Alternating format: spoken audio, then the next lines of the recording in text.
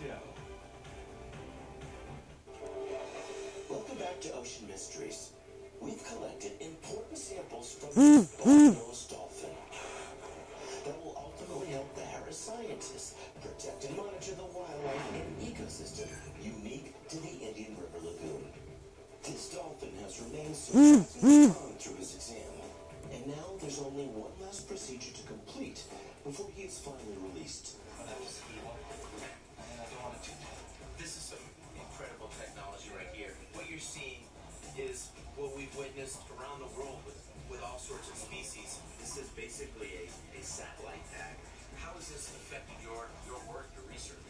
Well, this kind of technology has really revolutionized the study of marine animals, particularly marine apex predators like dolphins. In a way, we're recruiting dolphins now and marine mammals as ocean observers. How long will this last?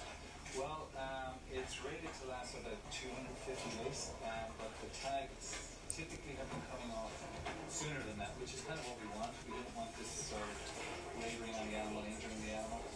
These state-of-the-art satellite transmitters have revealed that these dolphins live almost exclusively in the Indian River Lagoon, which means they are constantly being exposed to the high levels of pollutants that can be found here. This dolphin may not know it, but he has given this research team